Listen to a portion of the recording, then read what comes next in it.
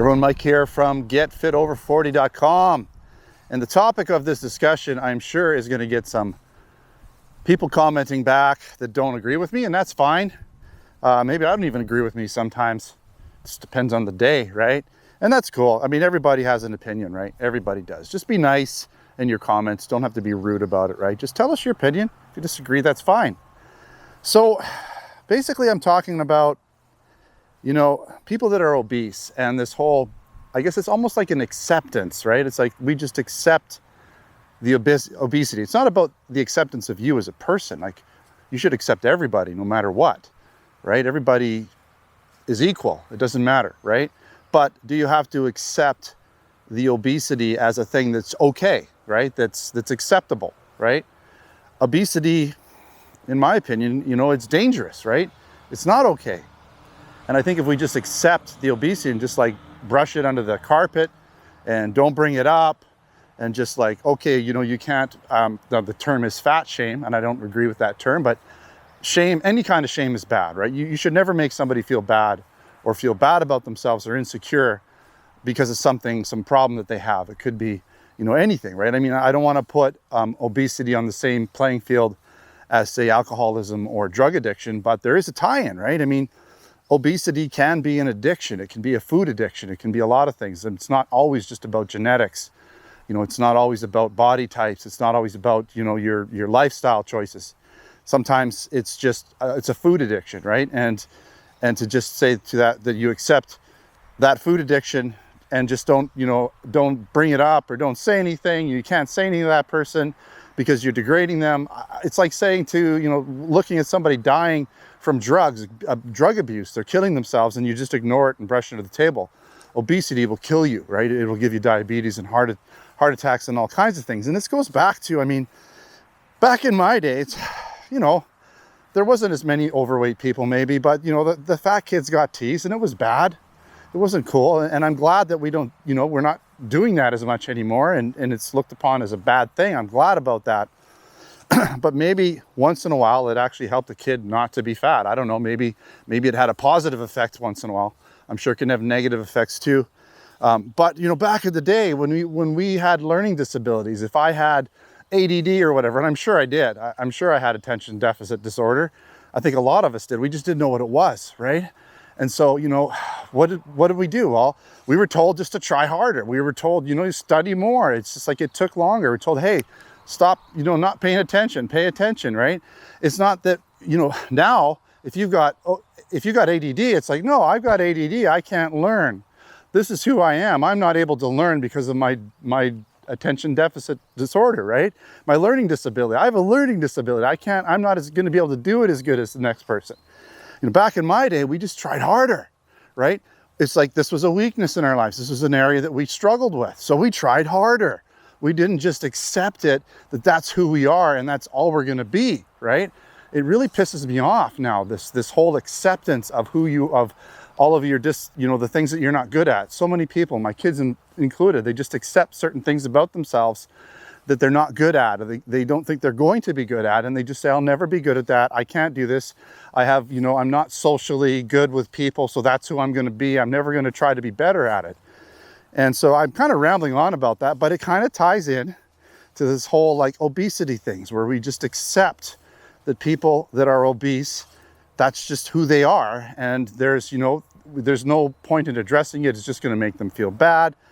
Of course, you don't go up to a stranger and say, hey, you're fat and you need to lose weight, right? Or you're going to die. You don't say that. But if you're close to somebody, if they're in your family, if they're a close friend and the subject comes up, it's a very sensitive subject, obviously, but I think if you support them and address it in a good way, you don't need to ignore it and brush it under the table.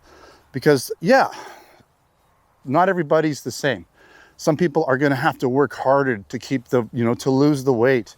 And it's not about having a six-pack. It's not about being buff and jacked and all that. It's just about being healthy and not getting diabetes and not dying of heart attacks. That's what it's about, right?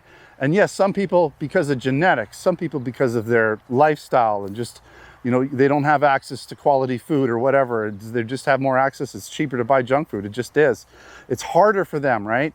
Genetics, just lifestyle, body types. We're all different, and some people it's going to be harder. I mean, people look at me and think that, hey, you know, I was just born incredibly lucky to be genetically, you know, predisposed to getting fat. It's not true. I can get fat just like anybody else, and it's super easy, right? I can, if I just don't watch what I eat and don't exercise, I will get fat. It's just not a problem. My brother, same pretty much genetics as me. Sorry, I think I touched my mic. And he's a little taller, but he was up to like 250, 260 pounds. And then he realized he had to do something about it. And, you know, he got down to a much healthier weight. Did he have to work at it? Did he have to change his eating habits? Yes, but he's much healthier for it. You know, nobody really fat shamed him or anything like that. He went to his doctor one day and his doctor said, you got, you know, high cholesterol and potentially you're going to get diabetes soon if you don't watch it. And so he made some lifestyle choices, right?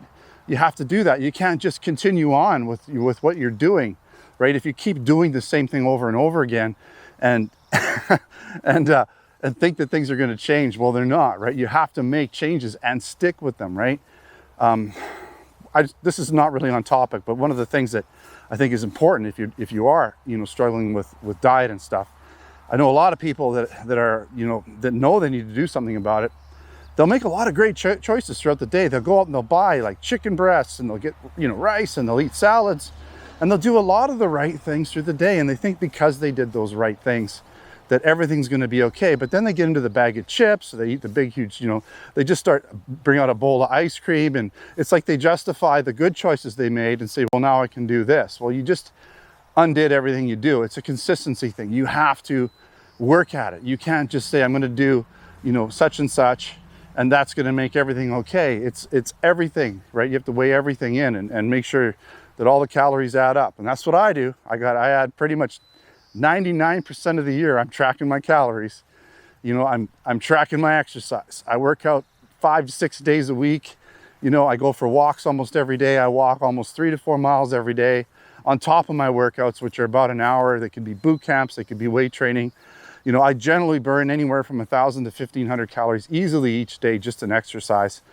And I manage my food, right? I eat a little less through the week, a little bit more on the weekends, without going too crazy, right? Otherwise you undo what you did, right? You can eat Monday to Friday perfectly and then just blow it on the weekend if you're not careful. So I think that's enough. I hope you understand what I'm saying. You know, if you have a loved one or friend in your circle that is struggling with their weight, just be supportive, right? I mean, they know it. It's not like they don't know it, right?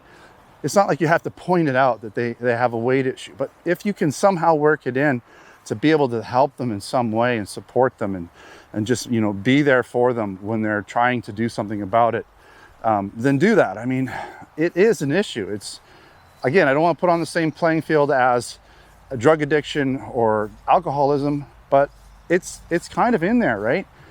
All of these things will kill you. They're not good for you, right?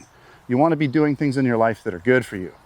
All right, that's my rant for the day, and hopefully not too many people hate me now because, you know, I'm against people being fat and obese. I hate saying fat, but that's what it is, right? There's skinny people, there's fat people, there's all kinds of people. We're all awesome. All right, thanks for watching. Until next time, take care.